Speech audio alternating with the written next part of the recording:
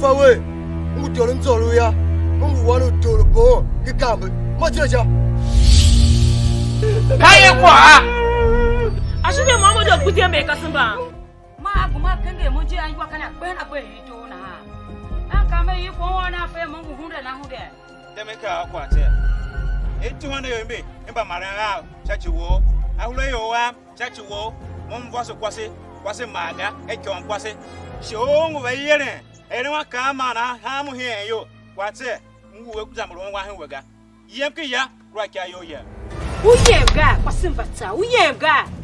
呀，那时候那个弄呀，那个弄生家，我那个，安站着。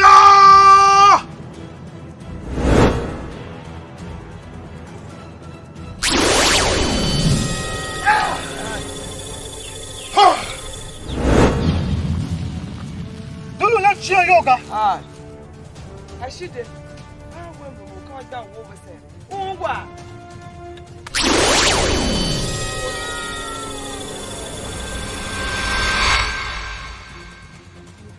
我唔录嘿，我一毛我绕了挂嘿，我那不可能我干。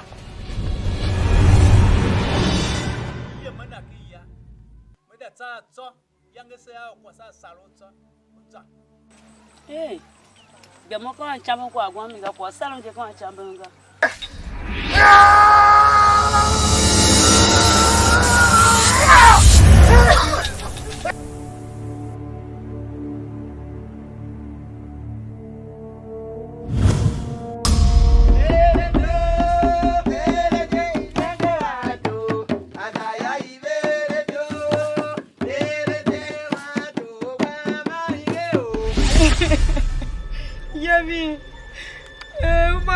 Uma como hivi ya manuka wa moluega uhumba muzindana ha tumaidala ikpoyo o mate wo kwani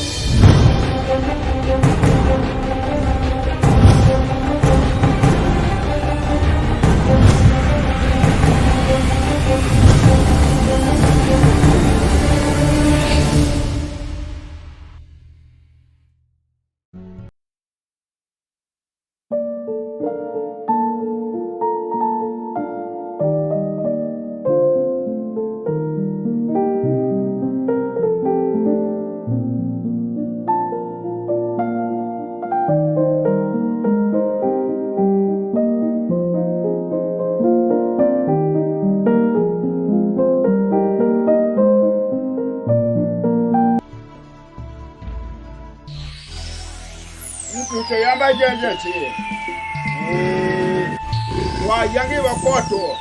Ah. Nipa kwa shonga. Wo ganda wasi. Wasi se. Ni de komito wasi. Se koto na yi. Kwa doe. Wa kwa yo.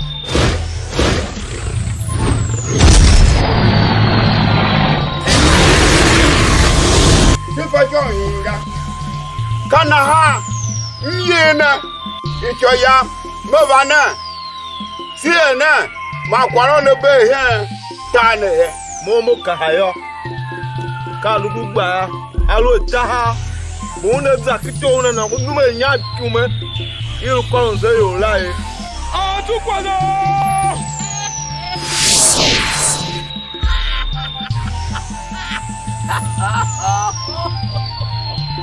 No! Atukwaze! Monita! Mankara! Shagwa Osha! Namjeto! Hitoyam! Batanja! No! Wukuko. Wanu ye kutu nakara. Wakona. Wukuko nakara. Shagwa! Hirama! Kayi kwa nyo wo maulu toro. Shika toro. Jo yazimba jenjen. Wite ne mo shagbawo. Ne nguru hariye. Oyeisa! Ukuma hipaga.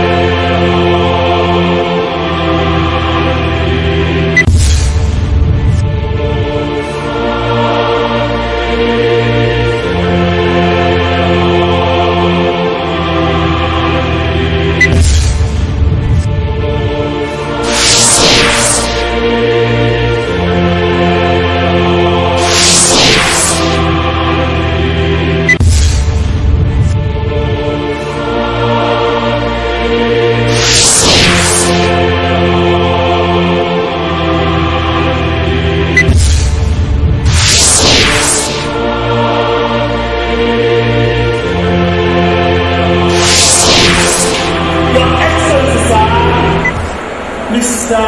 Governor. Konsoga. Sisoye. We are educated people.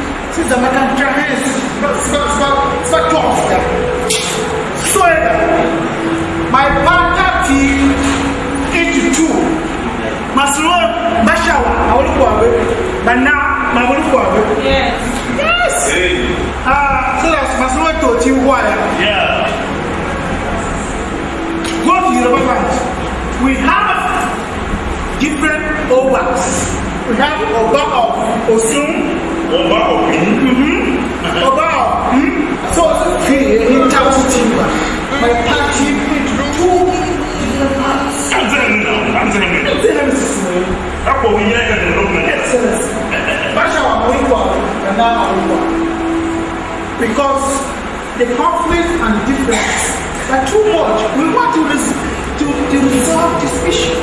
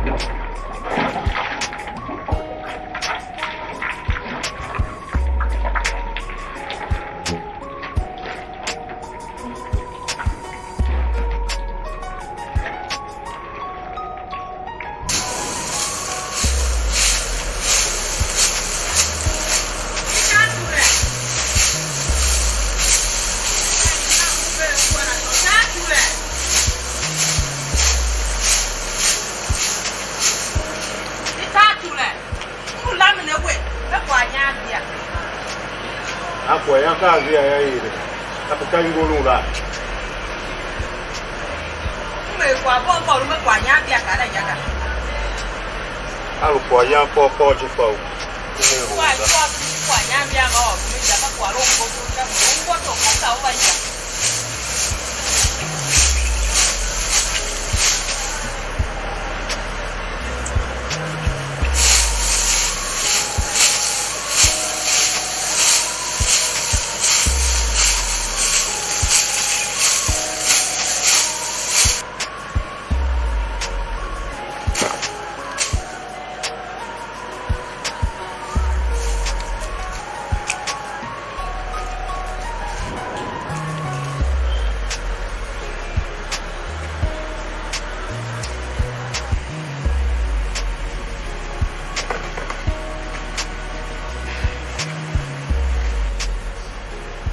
Due se kwa ya Anshungu. Ainda kwa ne.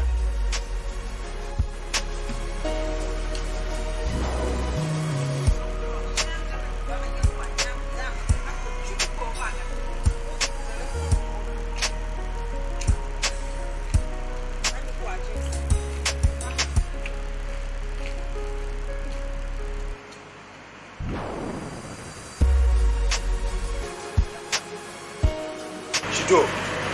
Ainda kwa ya ne. Jene tu muka mehi yangu Filipini ne. Beba tu meya la kwa ya salad za kwa wacha miga. Sanye salad. Kama ya salad. Ungu ikolo ungu ya kwa shenya. Awo salad. Kama ya salad. Cái quần nó bỏ luôn ra. Đem đi bỏ. Đó chỉ có phải yêu mình. Đó quả yangu, cả đó chỉ có phải yêu. Mami ya quả yanga. Shido. Mấy cả đó quả yang đâu. Nó có chỉ cái nó ba quả nhang, ba quả nhang là ba này. Cái quả nhang. Une nege. Kalu nene ya mi ya nya me ji nege. Ne ko ne ko ta lu ga. Có lòng boy nha. Đó ye me. Ya ka wo so nhang quả nhang yo ya. Ya nó quả nhang. Shido ka.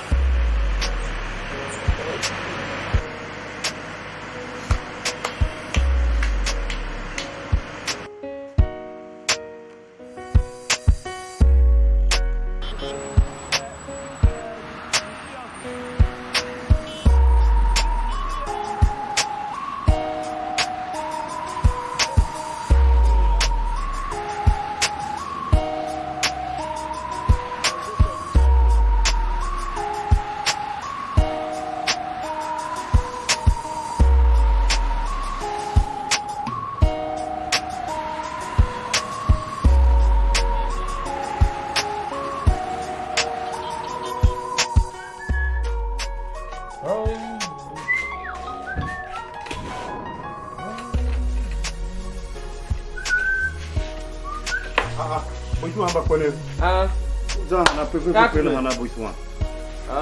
As usual, for that I can do it too. Geri Ka Bikom Ga. Am van he we boitwa. Shima don kega.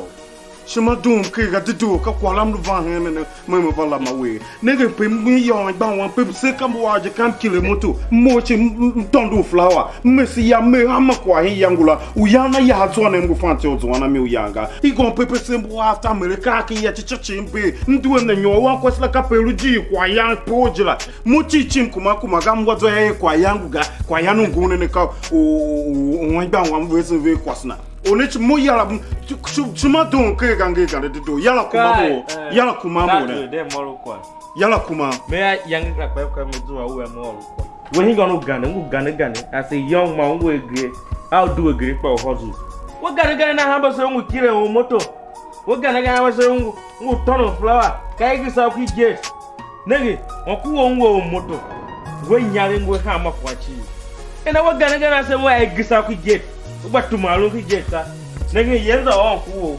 And now moto. And now tongue. They call Hama say Kiria.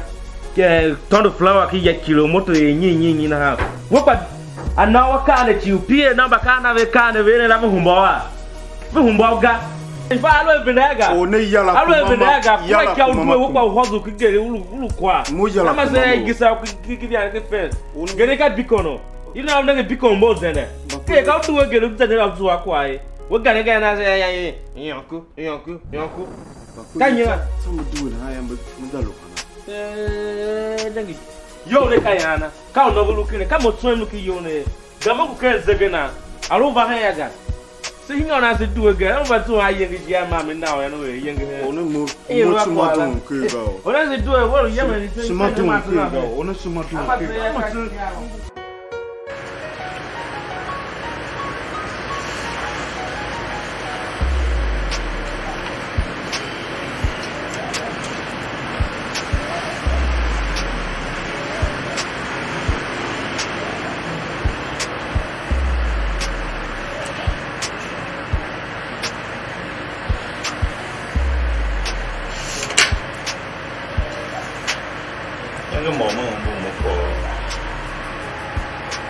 Neglection or pansec near home. Sham so no more bullying a man who's doing my mother. We be able to get some more watch. What do you mean? Don't walk on your hand. Sorry. Sorry. Oh. Where tattoo? Sir. Kisha. Follow Musa where? Mba wo kigere he ke kwa kola bishami wupa o plan o ma wo kiheme wa mo ba wo no njaga tatu emwo one of the best school him akudi he o so ore kwa mo njaga nyia ngura ba mo aji a wo yi mo da register kala na toro community chachito kana wala wo toro community amangere kala yo have to write something down, have to drop something down by yourself o so ore kwa mo njaga say come one yakaru cho what do we call the nekikeri ere ha ma ko so chi what da hide tum o hide ya na oro ayo ro na kan yi ko oro we le bo hene we you know ibere we ru ma o aga o pa iru keri pa say ka ha aeti aru coffee o ka we my lipton aru lipton o ka we sa my kwangu ko sa my kwangu ka ko mi ra ta ko so we mo yan e ka no chi ko ko sasalat maru chami sa mai wen cheke yo wa yo ya na cheke ba o ti kuma ma ko yemu da ko mama haye. Do you know how much it costs u kosun yo hi ya yo ma ya kwa bi she wona o fa how much it cost him u kosun na higere he na shinu he wo mo ya mo na ngo gama no ko lu na say I'm here making look at that car there. Nigga how I look so dusty. How much you get the killing kwa younger more canal there only them here with a cool mama. Then the go mama. You better go. Can you also more young one? Nigga you over here, nigga you carry up your kilo young do you don't do a cool. See how you are looking now. One failure to this young water. Okay, now I'm going. We yelling. We do the mom nigga come on. Shinga, I don't know how you you go to the village. Come on, more. It's okay. You are in trouble.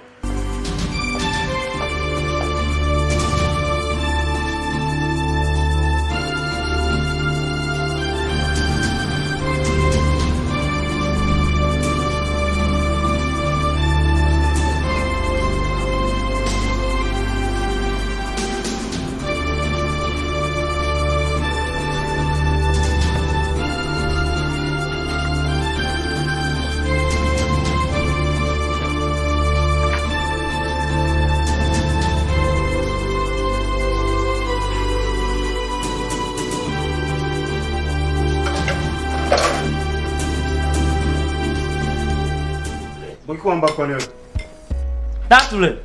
Yeah, no. Man, can't say expect two na ha. We go on. Go mum. Mke bunagaze. Munkengi kwala banya mumtaki jaku mamo. Kwala. Ngem. Oh, e kwa don hingo. Ka hingo take decision as a man. Kena what gane. A young man, Luna get Polona, Hamazan with killing a motor fence. You know, taking my motor on Kuanko. Can't even know, and I thought, Tonga.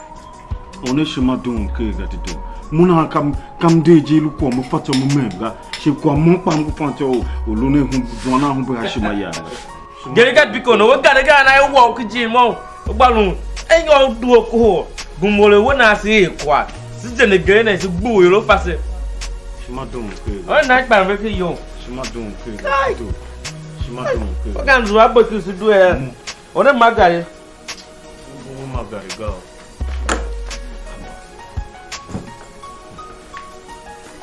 Daddy, Margaret is traveling girls, do again, it's the nigga. Margaret, go. We fire away, we'll be with okay, but I'm Mumia, boy.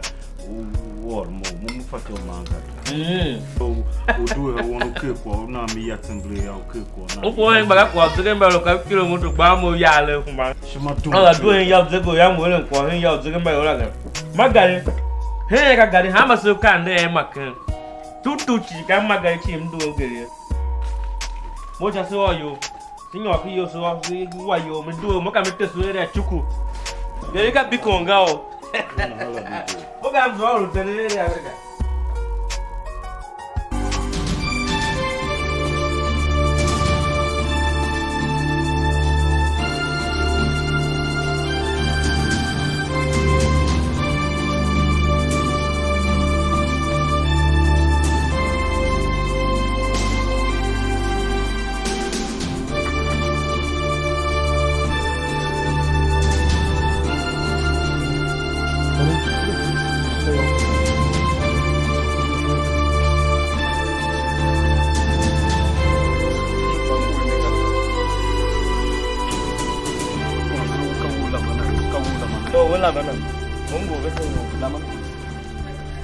Hello, baby. Hello. Hello. Pandana.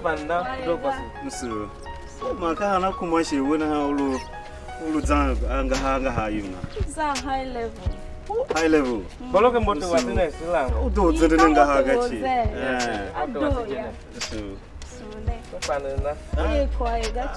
High level na be me up se do Geri Ka be me do Geri na hanza yo na. Mimi ze kwa gachi. Ambao na nashinga Geri. Gag binje. Ngem udo kwa se temple na ha. Ai, be me do Geri za yo na luga. Kwa. Alu si temple. No, moto neka that the same. Hey, shut up. You nigga na good level with me. Let's sample carne. Hey, excuse me.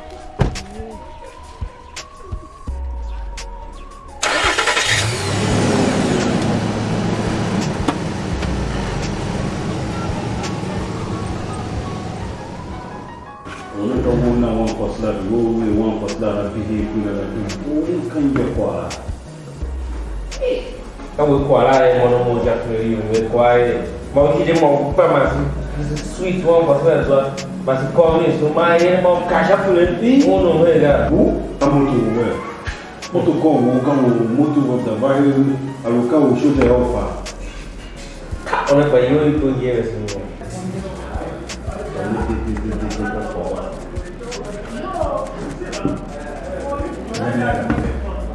Ini como kau mau bilang malu kamu.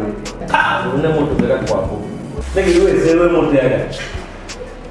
Wah pasal ada sewa kan. Kalau motor waktu masih cilik he. Kakak kunci malu kau we do aja. Nanti dia tak kuala.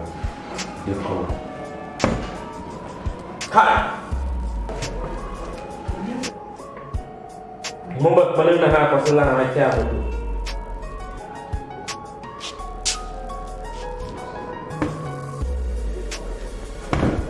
Let's make it better. Moto ga. Tá. Moto só for.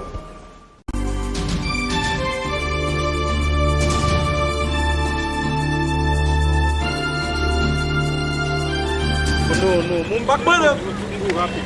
Cing. Apa? Orang kan apa dua dah? Orang naik.